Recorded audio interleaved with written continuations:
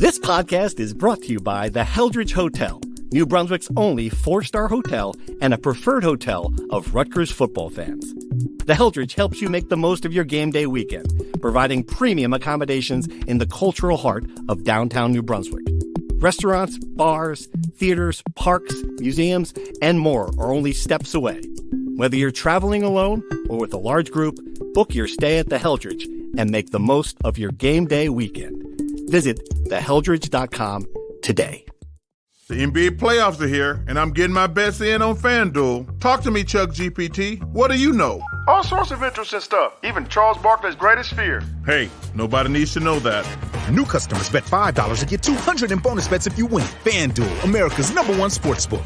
21 plus and present in Virginia. Must be first online real money wager. $5 deposit required. Bonus issued is non-withdrawable bonus vest that expires 7 days after receipt. Restrictions apply. See full terms at FanDuel.com/sportsbook. Gambling problem? Call 1-800-GAMBLER.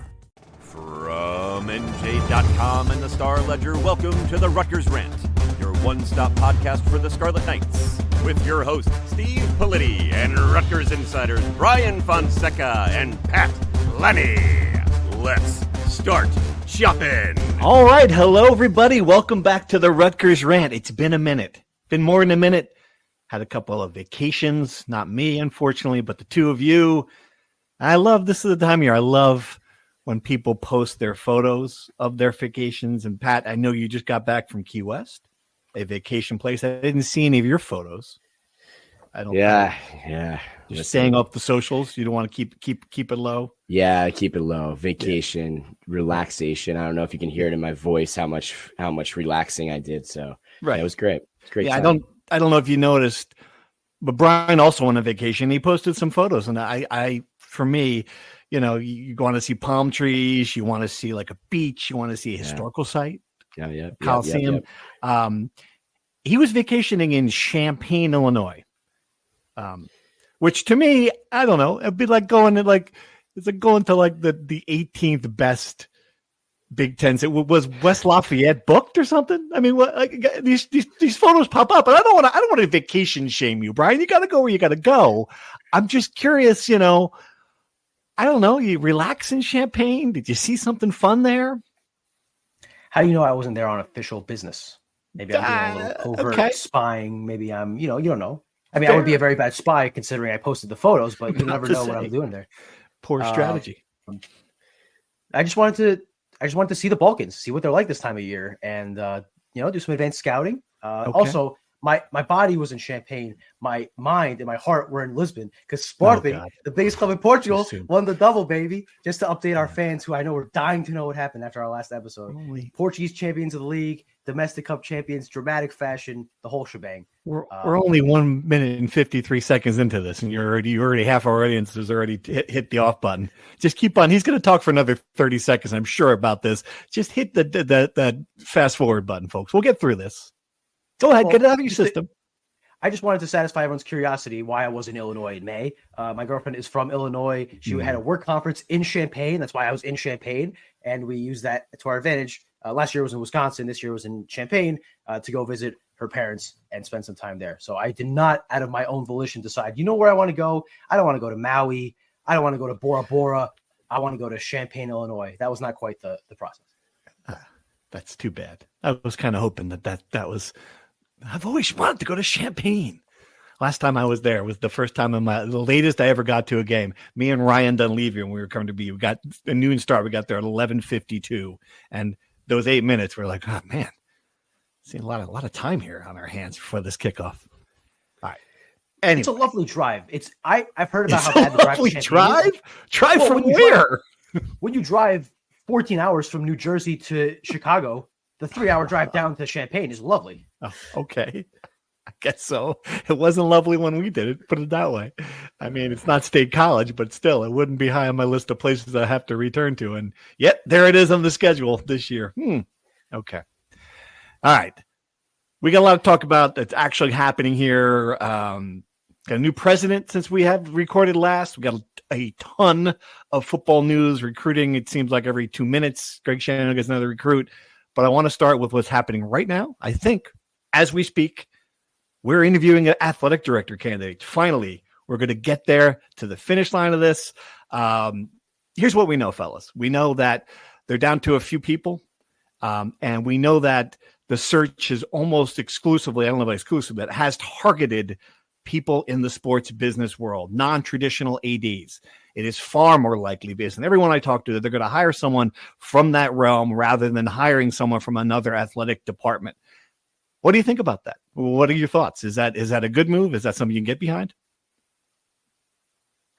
Well, yes, if that is what the president, who's going to be this person's boss, can get behind. I think you mentioned that a bit in your reporting on Saturday, and we had discussed this yesterday. Just like, if you're going to wait all this time to pursue an athletic director because you want the president to be in place to be able to approve the hire, and then the president doesn't want whatever you're looking at right now, it feels like there's a bit of a congruence there. So that's going to be an interesting wrinkle to this whole process.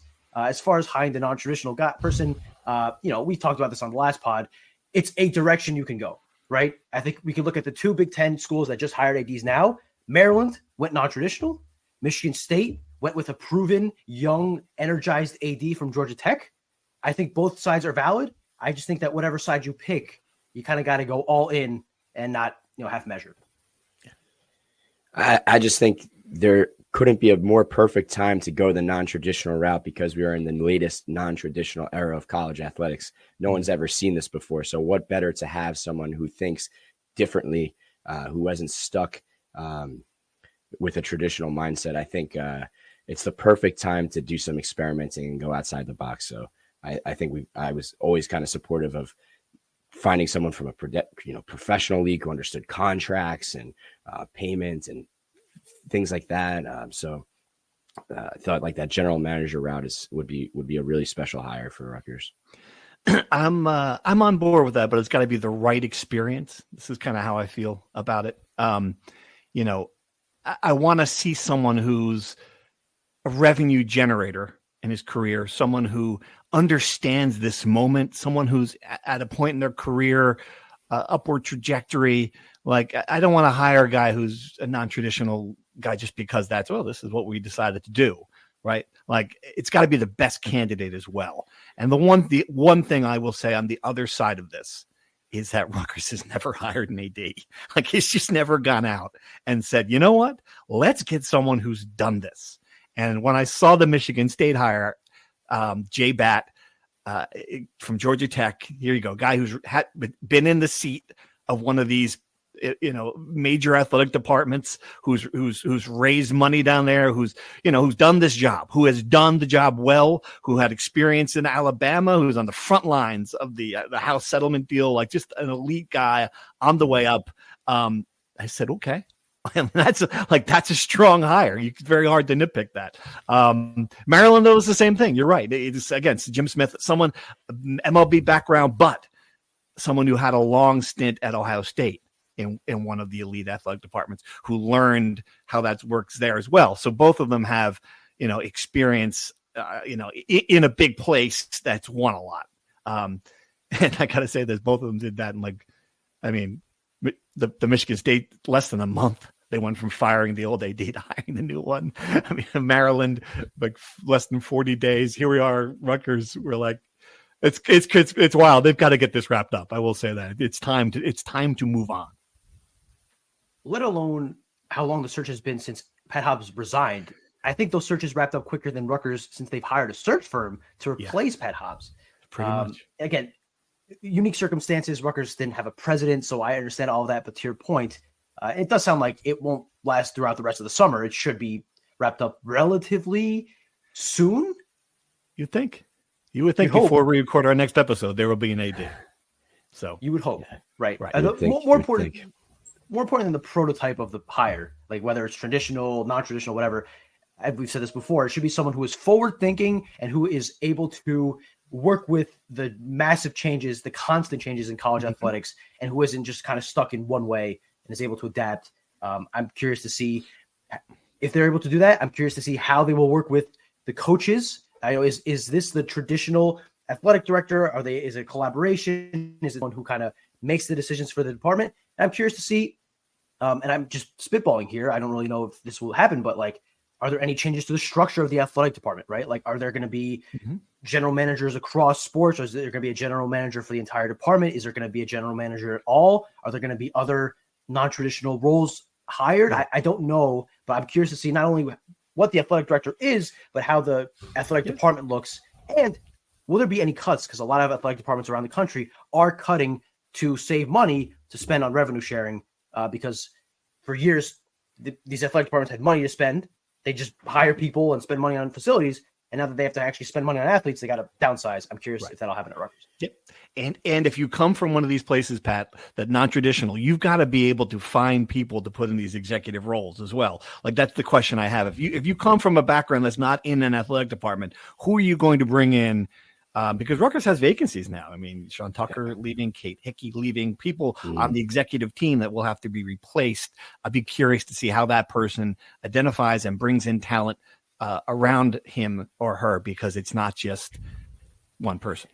Absolutely. I think when say this candidate does come from the, like a general manager of a, professional league or whatever, I think there's great people around them that have been in talent, scouting departments for a long time, and they've been in general finance and things like that. So I think that's a very important part of this all. And there's also great people in place for the two great programs too, right? Like Greg Schiano is going to be ultimately that general manager for football. Who would be better than, acquiring talent, understanding payroll. I think we talk about Rutgers playing from behind a lot. I think in this situation, Rutgers is so far ahead from a football, like understanding what's coming and being proactive in that situation, because Schiano's done a great job from that aspect.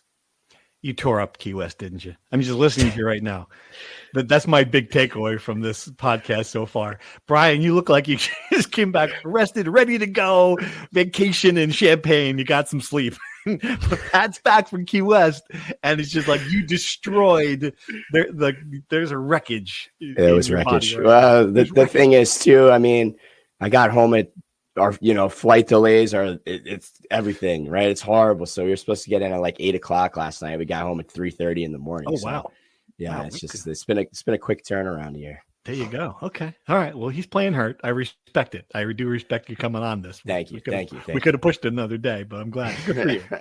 That shows resolve here for our listeners. All right.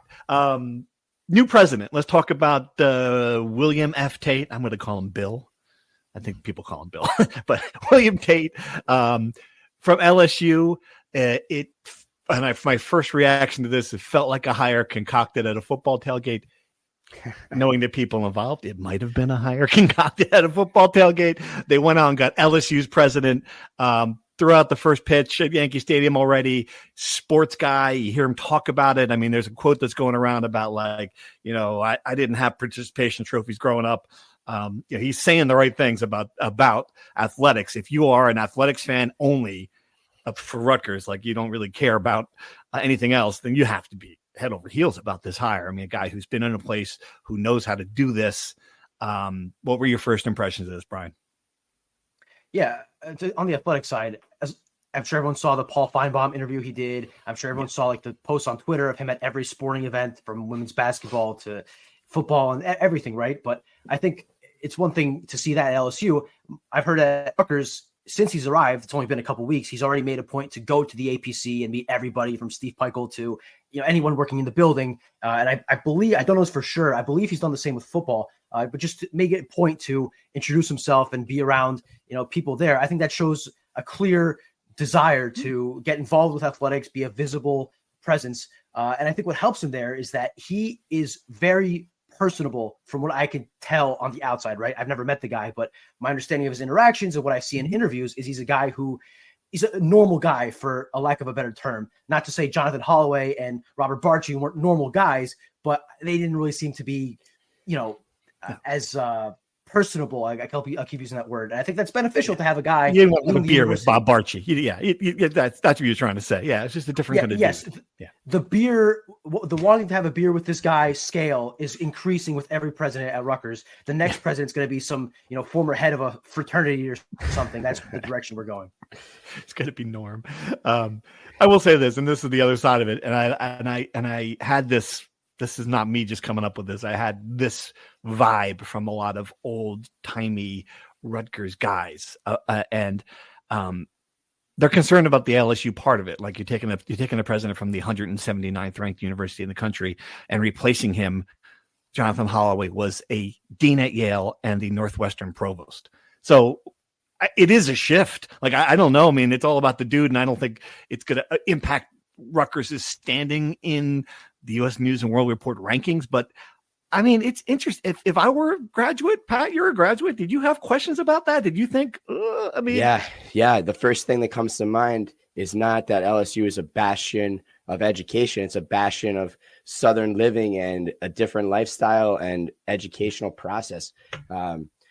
I just will say, from what I listened to and from hearing him speak, he sounded, he checked every box from that aspect. He says all the right things. One of the big things I listened to the Feinbaum interview was when he was talking about finding your genius. He's like, people that are student athletes, they're already the highest succeeders, most successful people in their field. Now it's my responsibility to help them find that second genius. So I wanted to propose this question to you guys for weeks. How do we find our second genius on the Rutgers Rant? Because we've clearly already reached the first with the success of what we're doing here. It's a great question. Yeah. Genius is not a word I usually associate with our podcast. Brian, what do you think? I was going to say I still need to find my first genius. So, but Pat's being so complimentary that I'm a genius. I didn't even know it. So you've already found it, man. Who knew? I think I agree with, he has like good sayings and he says the right things. He knows how to speak. I think that we're underestimating how prepared he might be to handle at least the political side of all this, right? We like to talk about New Jersey as a political state. From what I've read, I should say, about the Louisiana political back and forth, that New Jersey might be child's play compared to that. So I think he'll be prepared for that. And that's not half the battle, but that's a significant part of his job. So I think he'll be prepared, or at least coming in with eyes wide open. Oh, absolutely. That's something any university president has to navigate, that side of it. It's not just about, being as someone once said, being a Shakespeare guy and understanding the educational part of this. You've got to be able to navigate that part, that the political, the politics, and it's a national thing. And it might be it's certainly one reason why Jonathan Holloway didn't want to do this anymore. I want one last point on this. I'd be very curious to see. There's another side to having a president who wants to be involved. Like, I think we're overlooking the fact that Jonathan Holloway was in a lot of ways the perfect president for athletics, in that he was, okay, we're going to spend a lot, we're going to lose money, I don't care, go to it. He was like, and I'll catch a punt at the spring game. He was not involved in the day-to-day stuff. He left that to other people, maybe to a fault, based on what happened with Pat Hobbs. Like, you're looking the other way, you're not paying close enough attention, and all of a sudden, your AD is resigning for heart issues.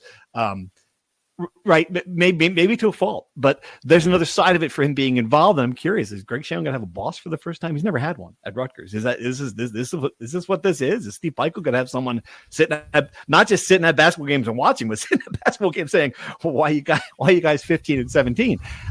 It's a fascinating other side of it. That's what I'll say about that. I'm curious if he's going to be that kind of president.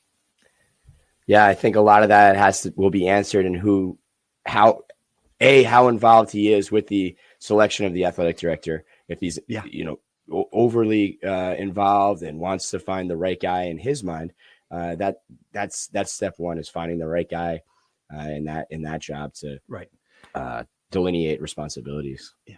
I think we will know. We will know in a week. We'll have an answer behind the scenes. If there's not an AD here soon, to me, that signals that William Tate said, He looked at what the search committee came back. Here, we've been working on this for 9 months, sir. Here's our candidates. And he went, nah. And in some ways, it'd be pretty, pretty ballsy. It's good for him. All right. Football news. Let's do it. Greg Schiano on the sidewalks of Manhattan with Shaquille O'Neal, Shaqano, as I put in our notes for the podcast. I wish I'd used that someone better than this. Look, this is the yearly thing now. He killed, spring is Greg Schiano's best season.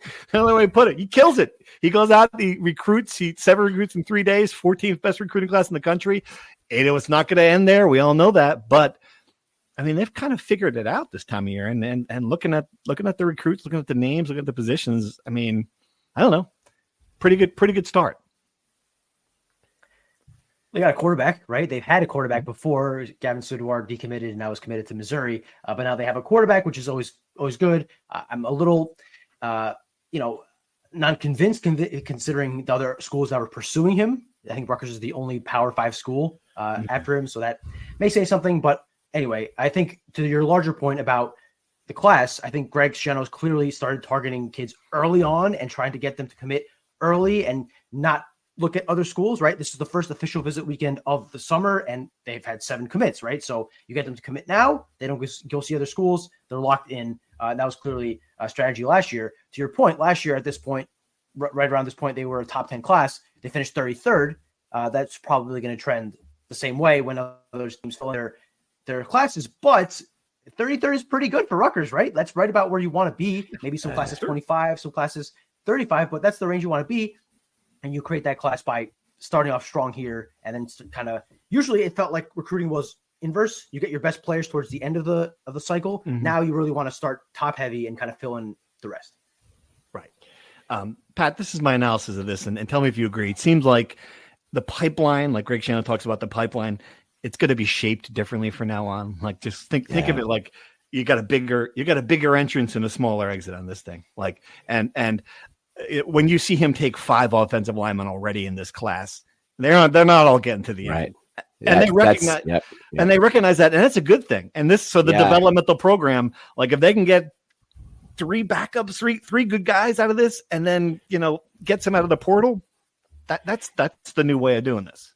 Yeah, you're playing the numbers game exactly to the point that you're saying is that you got to take your chances. Maybe one of those players pans out. Maybe 2 of them ultimately leave.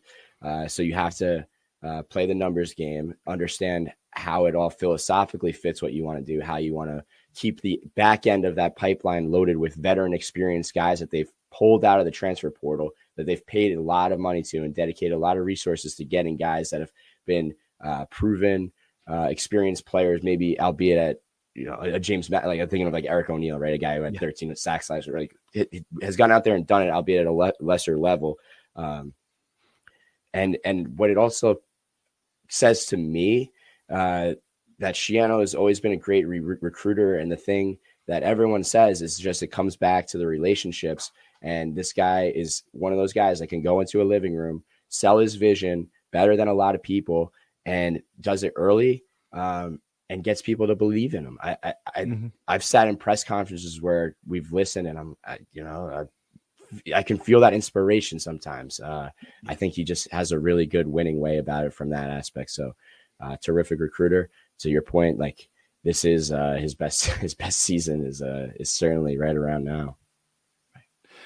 Xavier Stearns, the quarterback's name, 6'5", 215. I raised my eyebrows too, Brian, I always look at that first, who you're competing against. But along these lines, if this is a Kirk Shiraka, looked at this guy on film, met him, saw something there, and says, "Hey, in 3 years he could be our quarterback."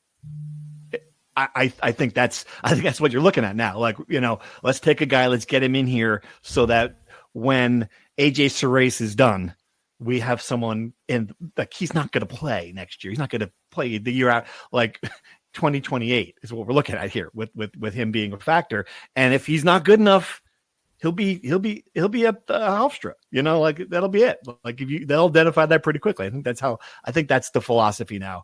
Without talking to anybody about this is the sense I get. Yeah, look, and to be clear, like he camped at Rutgers last summer, and Kirk Shiraka liked what he saw from him, so they've always kind of kept tabs on him. Kirk Shiraka watched them throw this spring, and they identified him as the guy they wanted, right?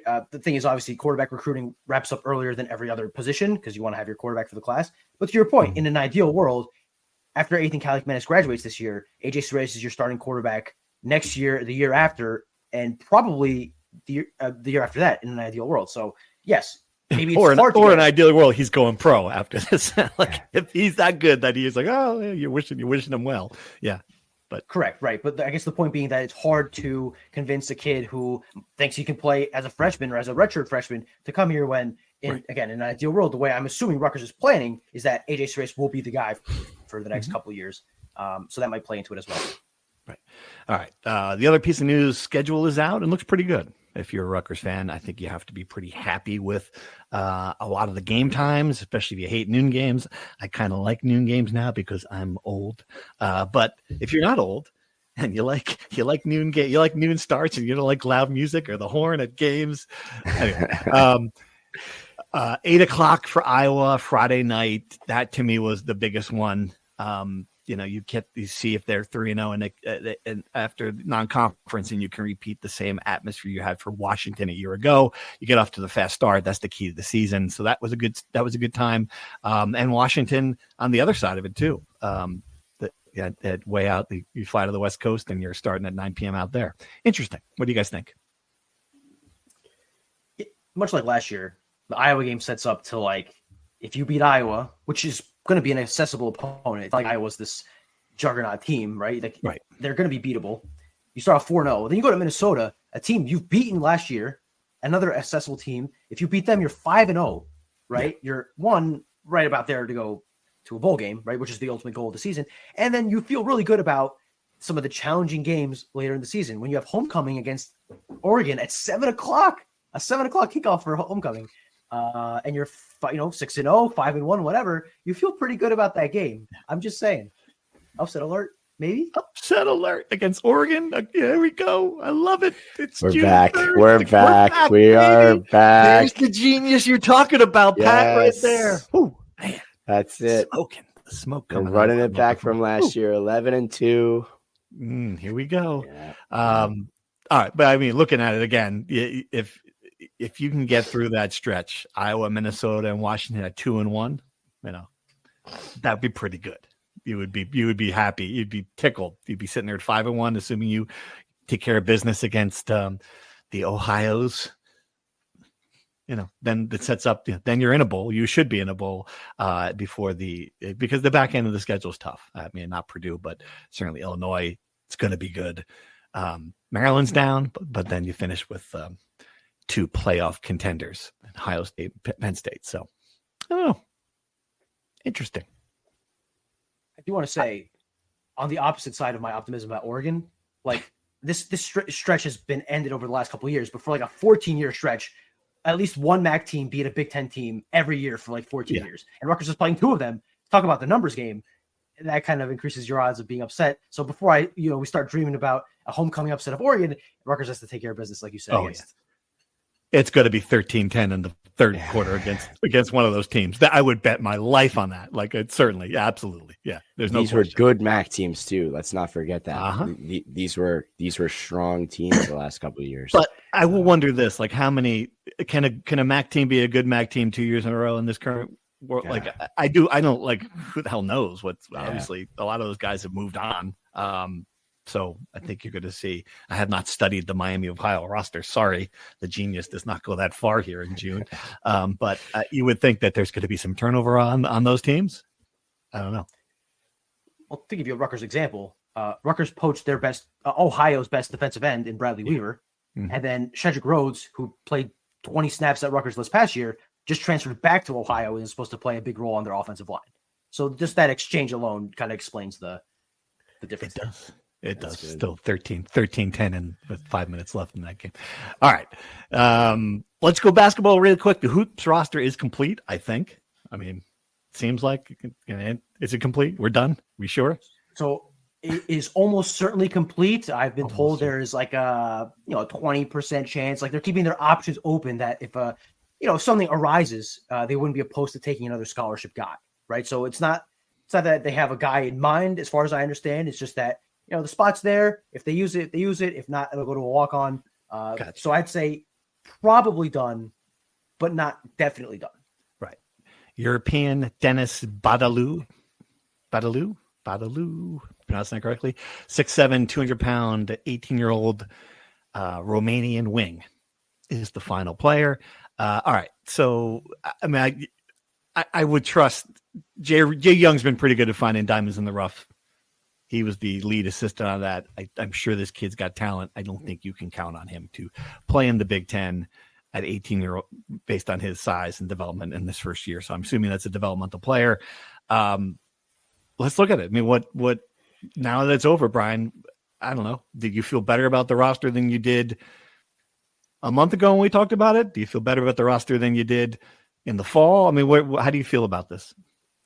Not great, if I'm being honest. I think there's a lot more questions than there are answers. Just for this roster to be competitive in the Big Ten, there need to be a lot of things to go right? Yeah. Like you need Byfall, I should say, the center to, play up to his high school ranking and not what he's done in college the last 2 years. You need your smaller guards, right, to play bigger than their size, right? This is a very small backcourt. You need somebody there's no real obvious point guard here, right? Like last year, Dylan Harper was the guy. There's no real obvious choice, right? You have Lino Mark, who's an incoming freshman. You have Jermichael Davis, who's been on ball, off ball. You have Tariq Francis, who really was more of a scorer than a point guard. It's just the shooting was bad last year. You lose your top 4 3-point shooters. The only guy you bring in who could shoot threes is Zerno, who did it in Europe, so it's hard to really gauge. The guys you return shot like a combined 28% on threes. So, again, I have a hard time seeing this team being competitive because there's just so many things that have to go right. And this team had a losing record with 2 kids that are going to be picked in the top 5 of the NBA draft. Those kids left, and they've done nothing to come close to replacing them, let alone, getting the other positions better. I hate to be a Debbie Downer in June, but I really have a hard time seeing many positives with this collective. Well, you just did pick the football team to upset Oregon, so I guess this offsets that. There's just no sure thing on this roster. There's nothing. There's no sure thing. Not one single thing where you can say that Rutgers at least Rutgers has that. There's not. I mean, everything's a crapshoot. You need Dylan Grant to develop. You need, again, one of these 2 centers to be good. You mentioned it already, but you need someone to prove that he can play the point guard. You need Darren Buchanan to prove last year was a fluke at George Washington. There's a million things have to happen. But, Pat, I will say, at least it is, I don't know, comfort zone. Yes. Steve Pikiell. The one thing you guys have not said so far is, what do these guys do defensively? I don't know. I don't have that. I don't know what this will look like. But I think it has to be better. Like Rutgers it's not going to go out and give up 90 points next year and think it's going to win any games. These guys need to be elite defenders. So to get back to the comfort zone, to think of like a team that could be in the Pikiell mold, you would think maybe that he can get this team to play great defense, play a little scrappy ball. Maybe things fall into place like that, but it's certainly not going to be the 85, 90 point games that we saw last season or the lead scorer. So maybe that's a better thing in the end. Yeah, after seeing the results of last year. Maybe, but my questions on the defense are kind of the same in that I have no idea what they're going to do at center as far as defensively, right? Like sure, I know Emmanuel Bole. Yeah. Yep. I know Emmanuel Bole is not a good defensive center. We know that, right? I don't know if Byfall is going to be a good defensive center. I have no way of knowing. The guy barely played in college, and sure, he has the size. Does he have the strength? Does he have the understanding of Steve Pikiell's defense after 4 months in the system? It's impossible to know. Then in the backcourt, again, everyone is undersized. You have a 6'1" freshman. You have a 6-foot guy in Tariq Francis. You have a 6-foot guy in Jermichael Davis. And then on the wing, it's not like you have these, Caleb McConnell sized guys to make up for the lack of size in the backcourt. You don't. Like, if you are believing that this team will be good defensively, it is, again, blind faith that Steve Pikiell can get them to do that, which I would have bought a year ago, because I did buy that he would get that group to play defense last year. Yeah. And, when you hear him talk all season about having a hard time implementing his defense because he's only been with these guys for, 8 months, why would it be easier this time around with less talent, right? Great point. To convince yourself that this team will be good in anything really is a leap of faith. And whether you want to take that leap of faith is a personal choice.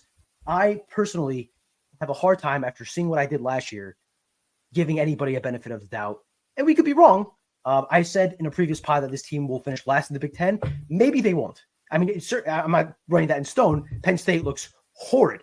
They could easily become last place. But I am very confident that this team will, at best, be scrapping and clawing to make it into the Big Ten tournament. in the first week of March. Where we're sitting right now, it's hard to disagree with that. It really is. I'm with you 100%. All right. Luckily, we got 3 months, 6 months to talk more about that. Football will be here soon, so we can talk about that. All right. Questions. Let's go through. Thank you for people who are still on our Discord. It's been kind of quiet in there, understandably so. It's been quiet in the world, or on Twitter at Rutgers Rant, our Twitter account, X account, whatever the hell they call it. We get this question every podcast. Any update on the GM job? What a joke. There's my update.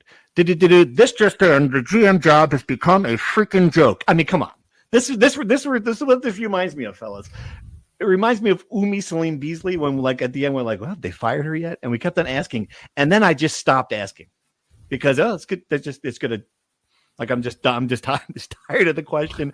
I'm done with it. If they wanted the GM, they would have hired the GM. I mean, it's just ridiculous. What a joke. There you go. There's my update. Well, the update was a couple weeks ago. They posted a job for someone who's more of like a salary cap kind of guy. And yeah, it's not the GM though. Right. It's not the GM. It's a separate position entirely. Someone who will work with compliance and do like the logistical back end stuff. The GM job hasn't even been posted yet. Again, which is crazy. It's insane. The only logical reasoning would be that they want to hire an AD so that their boss knows the president theory, right? The president, the AD will know who his president is, and then the GM will know whose AD is, who his president is, and then eventually they'll just keep working all their way down. That's my only, because otherwise, I agree with you. What the hell are they doing? Like, what's the? What? It's ridiculous. And you start thinking, like, are they even going to hire a GM? Like that's what I'm starting to think. Like, I totally feel that way too. And it goes back. They didn't make any staff changes at all in basketball. He is just, okay, we're just going to roll the balls out there again. And I don't know. It's just, I mean, look, right? I mean, look what's going on. Yeah, it's funny. And I mean, you could take what Danny Breslauer was doing on like just on his tweet, like the stuff he was saying on Twitter. Maybe you could bring someone like him in, and at least you would have someone doing something to further the basketball program during these. We've been talking about this now for 2 months. Like, right? I mean, when did Ryan Bassari tell me we're going to hire GM? That was like in February. Like, it's right. June 3rd. The moment they didn't hire one in February or January, it really made it a moot point to hire them at any point before. But now we're August. starting to build next year's team. Someone's got to be identifying players. Someone's got to be, getting ready for building that. relationships over the summer, taking trips to Europe like Woj does, or going to AAU events. And yes, I agree. In an ideal world, they'd have a GM hired 2 months ago. I don't know. I have a really hard time explaining any of this stuff. It is a freaking joke. It was. It feels like more window dressing. So when you are in February and the team is terribly underperforming, what's something we could do better to improve the situation for next year? Oh, we'll hire a GM that'll fix the issues that plague this team. But maybe people will forget about it, right? But Yes, of course. As long as people stop asking us about it, we will not talk about it again because it's one of those things like, didn't happen. Oh, well. Just Rutgers being Rutgers. All right. Got a question. New president. Is the new president better than the old one? Clash Bandicoot on the X. I don't know. I mean, it's different personality, different background, different type of guy. I think we're going to find out, Jonathan Holloway's legacy here is mixed. I think people will look at him overall. A lot of people feel like he screwed up how he handled the strike at Rutgers, how he handled the protests at Rutgers. I don't know. It's a very tough job for both of those situations, and I can understand both sides of it. I don't know. We'll have to see what happens when he gets into the similar kind of crisis, because that's how his overall presidency will be defined. For athletics, I think you can say that he will be equal or better. Yeah, I think that's summed up pretty well. Like, what was Tate's legacy leaving LSU? That's my big question. What did he do at LSU that was so exponentially great that made him a leading candidate for the Rutgers job? That's one thing I've had in the back of my mind. That's a great question. The second part of that is why sports were tremendous. Sports were probably the best. If you think of all the national championships, the LSU wins, right?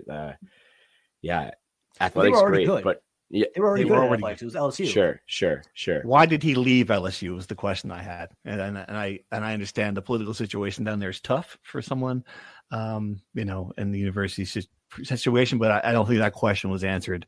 I don't know. That to me was the one thing that kept on coming back to me. People kept on asking me that too. Do you know why? It's like I don't know why. So it's interesting. All right, more football questions. A lot of people want to know our thoughts on the over/under. What are realistic expectations for you of Rutgers going in 2025? Can Shanna and company go over the 5.5 win total per FanDuel? Yeah. I think that's a yes. I would hammer that. And I mean, hammer it. I would certainly think that yes, they, especially if you get through the first 3 non-conference games, you look at it, I think Purdue's bad, Maryland's down. There's opportunities there to get, and I get it. There's 4 L's sitting there on the schedule, but I think you could get over 5-5. You guys agree? What was it last year? The line was same. It was also 5.5. I remember sitting in this chair last year. Oh my God, that's going to be the easiest over of all time. Yeah. Right. And I feel like falling into the same trap of, again, like it seems too low, but I think this is this is a team that should be 7-5, 6-6 again. I think that's very much where they're at. Lost a lot, but I think the offense was so good by the end of the year. I think they've really turned the corner there.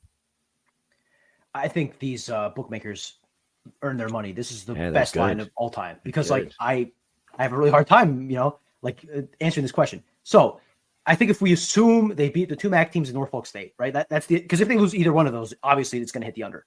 Yeah. Now we're assuming they win those 3. You have 9 games left. 3 of them, despite my joking earlier, they're not going to win. They're not going to be Oregon, Ohio State, or Penn State, right? Barring a shocking turn of events. So then you have 5 games left that I would argue are winnable, right? Can they win 3 of those 5 games? A majority of their winnable games. Like 3 of 6 at that point. You've ruled that there's 9 Big Ten games. You've ruled out 3 of them. 3 of 6. My math is not good. Yeah. You are correct. So can they win half of their winnable games, which are, to refresh the audience, home against Iowa, at Minnesota, at Washington, on the road to Purdue, on the road to Illinois, and home against Maryland? Right. I say yes. Yeah. I think there are 2 easy wins, Maryland and Purdue. I think you have to win easy those 2 wins games because those teams are going to stink, like out loud. They're going to stink. Probably. Purdue has a new head coach. Maryland has not been an easy win for the Scarlet Knights. If you haven't noticed the last few times, they beat them last year. Yeah, they beat them last year when they were decent. They had an all Big Ten receiver, and they still beat them. So let's assume they win those 2 easy games. We're doing a lot of assuming here, but that's what we do on the Rutgers Rant. So that's 5 wins. Can they get one more win against Minnesota, Iowa, Washington, Illinois? I mean, yes, right? I mean, if they don't, yep. Just steal the phrase of the show. You play the numbers game here, right? Last year, you had Rutgers should not have beat Washington last season. Completely outplayed in that game. To steal that one was a great win. On the other side, Michigan State or UCLA. Yeah. No. What was the timeout? The timeout. Oh, Illinois. Illinois. Yeah. That was the other side. The timeout. But Illinois was better than them too, though. Sure. And we'll be better than them this year. I mean, they would be a touchdown underdog to Illinois. A 10-point could be. I mean, right now if they light up, right? No. A touchdown is probably the upper limit of the line, I'd guess. Okay. It's on the road, to be fair. Maybe you're right, 10 points, but 10 feels like a lot. I don't think Illinois is that good. Okay. Illinois' over-under is 7.5. So that's significant. That's a big difference than 5.5. 2. How about there's the genius at work again? This guy's fallen out of his chair 3 times on this show already. Yeah, I've missed you guys. This is what a month off does. I've been sitting here talking to myself this entire while you guys are out vacationing. All right. How about the last Big Ten over under? I saw this number. I almost fainted. Okay. Indiana, 8.5. Oh, 8.5. That's ridiculous. That's ridiculous. Come on. They're not going to do that. Hammering the under? I'm hammering the under. I didn't even look at the schedule. I'm hammering the under. Absolutely. Hammer it. I reserve all Indiana comments for the rest of my life after. I still get DMs about it. That's great. That's good. The internet never forgets. That's wonderful. All right. Along this line, someone wanted to know on the Discord, beyond the football schedule, what is the biggest weakness for the fall that puts football at 5 to 6 wins? What is the one thing that's going to keep them from getting to the over? Pass rush too obvious? It's a fair question. That's one of those things like you don't believe it until you see it. But you might have these productive guys from lower levels, but Rutgers not had a pass rush for 11 years. So that's a fair shout. I would say the pass defense the last couple of years was really strong. Longer beam, Melton. I have some questions about, can they cover? Are we going to see another Kansas State game where Rutgers is going to have to win, scoring 40 points? That would be my biggest concern. How well did Rutgers retool its secondary? That's a good. I guess along those. Sorry. I guess along those lines, I'd go linebacker, just because you lose Mo Toure and you have one proven guy in Daryl Jabomi. You have a second guy who can kind of fit in. And along the same lines, left tackle, you lose Holland Pierce, who I think we will only understand his value to this program in the fall, because he was a guy that no one really talked about, but he was so important. Will they be able to fill in for him? Whether that's one of the many, talk about again numbers game. We'll stop using that phrase forever after this, but they added 100 offensive linemen over the portal. It seems like, can either of those guys, Tyler Needham, Taj White, fill in? I think even at the best case scenario, you lose a little bit from what Holland Pierce gave you. So those two spots to me are question marks. And it's amazing. We went through this whole thing and no one mentioned that, as great a Kyle Monungai was for the last couple of years, right? Like, you just feel good about the running game because we've seen these guys produce. Antoine Raymond, feels like he can just step up into that role, but losing Monungai, that's another one. Like, how do you replace a guy that was just so fundamentally important on your team? Yeah, you're losing your best two offensive players, and we feel better about the offense than we do about the defense. So great point. There was a very interesting stat. I can't remember exactly where I saw it, but it said that Ethan Kaliakmanis threw more passes of 10 plus air yards than pretty much. I think there was 5 other quarterbacks in the country that threw as much as him, that threw it deep, right? And they had an interesting point of Kyle Monungai had so much gravity, teams had to respect him, so they had to stuff the box, which opens up the pass game, right? Will whoever the running back is now be able to open things up as much as he did? And even when they stuffed the box against him, he broke so many tackles, right, that it didn't matter. So I think his importance to the offense is in so much more multifaceted than we even thought about. So that's a great point from you, Pat, because the offense was based around Kyle. Yeah. He made the quarterback better, the receivers better, the line look better, himself look better. So it's gonna be. Did you guys see the clip of him at the Bears practice going through a drill, and an assistant coach said he was running like an old ass man? I don't know if you guys saw that. No, wow. Huh.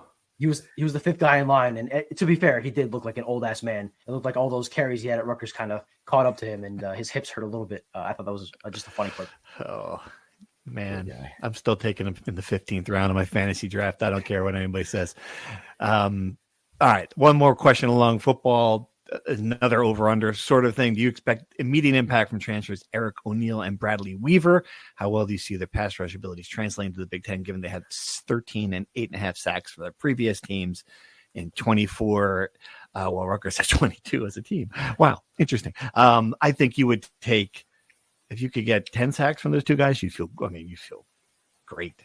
Just give me some pressure. Forget sacks. Combined? Give me some 10 combined. Good grief, 8 to 10. Well, Rutgers hasn't had a guy with 5 sacks at least in a season since JPO in 2016. Wow, really? So yes. So if you get 2 guys with 5 sacks, that would be, I agree, a very successful season. Huh. Wild. It's amazing too. We've talked about it so many times in this podcast, that how good Aaron Lewis was at getting to the quarterback and not finishing the play. Yeah. The pressure rates for Rutgers the last couple of years have been good. It's just I don't know. There's something there. There was just something there. Yep. So maybe the step up in competition could be significant. But even if you cut those numbers in half, like you said, that's a great year.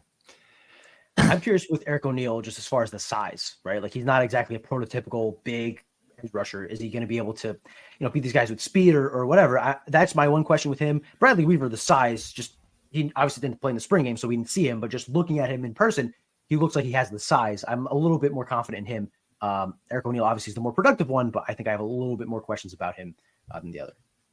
We'll find out soon enough. All right, one last football hypothetical. If Greg Schiano doesn't leave to take the Tampa Bay job in 2012, is he the head coach of Rutgers today? I love these hypotheticals. This is from the Discord. It turned into a very long discussion. You should go see it. If you're not on our Discord, please send us an invitation request, and we will grant that to you immediately or send you the passcode. I don't know how you get on there at this point. Anyway, that's a good one. I think the answer to that, if I had to guess, was no. It's just because it's just a long freaking time. So he'd have to go through all the transition. He'd have to go through. I mean, it's just a long time to have a job. He would have been here for 25 years now. Man, how many coaches last 25 years anywhere in this day and age? I mean, I get it. Joe Paterno, I get it. The guys did it back in the day, but that's a lot. That's why when last year, or every time the Kirk Ferentz question comes up, like Greg Schiano says, this is how you build a program, and the sustainability is what we aspire for. So Frank Beamer, that came up last year too, right? At Virginia Tech. Yeah. So I don't know. I agree with you. I agree with you though, Politi. Right. Like 25 years at a place like Rutgers, that's tough. That's tough. The other part of it is, Brian, I mean, those years away made him a different coach. We have to take that in consideration. Not only did he have time at Ohio State, he was a head coach in the NFL. He had a couple of years off where you charge your batteries and you look at how you do things. He's not the same coach he was the first time around in a lot of different ways. He's the same person. You can't rewire your personality. But I think that's a factor here too. You have to think about. Yeah, and it's why he's so prepared for this modern era and changing, right? His experience in the NFL prepares him for roster building in this modern era, and his time with Urban Meyer, I don't know if taught him because he knew this already, but really reinforced the idea that recruiting is essentially the lifeblood of a program, and to have a successful program, you have to recruit really well. So having those two influences, which he wouldn't have had he left Rutgers, certainly made him more equipped coach for today's modern age. I think Kirk Ferentz is really if you want to believe that he would, Kirk Ferentz is the model to follow. And I think his admiration for Kirk Ferentz tells me that it certainly would be possible. I guess logically, the only two ways he would not be the coach would be if he left for another job or he retired. I cannot foresee a scenario where he would have gotten fired as the Rutgers head coach, right? No matter if things went bad when he went into the Big Ten. So do you think either of those two are likely? If he wouldn't have left for the Tampa Bay Buccaneers in 2012, I can't imagine he'd leave for another NFL job. One, because I don't know if he'd want to, and two, I don't know if he'd be as attractive as a name, right? Because he was red hot at that time. You'd have to assume that he'd continue on that upward trajectory for him to get another NFL job. So I don't know. There's a lot of questions to know the answer to this, but I think I'd say no. I should say I think he would still be the head coach at Rutgers today. I just can't envision him anywhere else. Yeah, I guess it depends on that first year, and that's the key. Like if he had left 1 year later, Rutgers football could be in a different. Like he left just at the moment when that was cooking. When that one seed, he had his best team. He left his best team behind in a lot of ways. I would have loved to have seen Greg Schiano coach that team that Kyle Flood inherited. It would be fascinating to see what would happen there. Well, but he'd have to go through all those struggles in the early years in the Big Ten. I mean, what would have happened? Look about what if Greg Schiano was still here? Would Julia Herman have been hired athletic director? Would Tim Pernetti have been fired? I mean, there's so many things. So many what ifs with this one domino, the sliding doors, the butterfly effect, whatever 1990s movie. Here's the butterfly effect that probably came up in the thread of conversation. One of the great what ifs is that everyone loves to say, well, what if Saquon Barkley didn't go to Penn State and went to Rutgers instead? Greg Schiano was his coach, right? Like, what if all these guys that were great New Jersey players stayed home at Rutgers and played for the Scarlet Knights? And This was a program that, Jabril Peppers went to Rutgers, right? Like Greg Schiano was getting those kind of guys. Yeah. That's I love that one.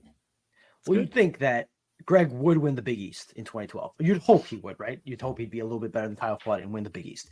That would transition to more recruiting momentum, right? He'd take that 2011 class or 2012 class and have a better class. And then he'd go into the Big Ten. If Kyle Flood won 8 games in the Big Ten, you think Greg could maybe win 9. And then to your point, Pat, like that is momentum begets momentum. And then you get Saquon Barkley and you get Peppers and you can compete you wouldn't probably compete for a Big East title because of the way that Big Ten East title, I should say, because Ohio State, Penn State, Michigan were all juggernauts. But you'd think that Rutgers would never reach the depths it reached under Chris Ash. No, totally. The shit wouldn't have fallen apart the way it did under Kyle Flood. Like the little things, the cracks that, I remember at the time thinking that like Greg Shannon was holding together like 1,000 threads and Kyle Flood let 7 of them go and the whole thing fell apart. Like that was it. Like it just, that he would have, that none of that would have happened. The program would have certainly stayed at that same level. I just do wonder, and we're still waiting for it to happen. Like, would it have taken the next step? And if it didn't take the next step, we certainly could not have been here. Like if Rutgers didn't get that great season, not the good season, like another 2006, essentially, only with a better bowl destination. I mean, can you imagine that if it was just a string of 8 and 4s, 7 and 5s? I mean, great. Yeah, I love it. Believe me, better than El Turf, better than 2 and 10. But it's also, it's the Steve Peichel thing that he talked to me. You set expectations, eventually at a certain level, people expect you to be higher than it. And when you don't get there, it's a different look. So fascinating though. Is it the greatest what if in Rutgers in sports history? Yes. Or is it joining the Big East in the early 80s if they had done that? That's a pretty good one too. If Dick Vitale had been hired as the head coach in the 70s, that's a good one too. If they had won more national championships in the 1870s, right, when they were at the peak of their powers. Yeah, that's a good one too. That they beat Princeton the second time. Yep, absolutely. Yeah. Yeah. Okay. We got a lot of what ifs, man. That's good. If what's his face, Gary Waters didn't get stuck in that snowstorm, would he still be the coach? If Fred Hill didn't, do whatever Fred Hill did. If Mike Rice didn't, wasn't a raging, they fired Mike Rice the moment they saw that tape. Yeah. All right. Let's wrap this up. What else? I know what else. The best we have 55 minutes. We haven't talked about the best team at Rutgers this year. Rowing.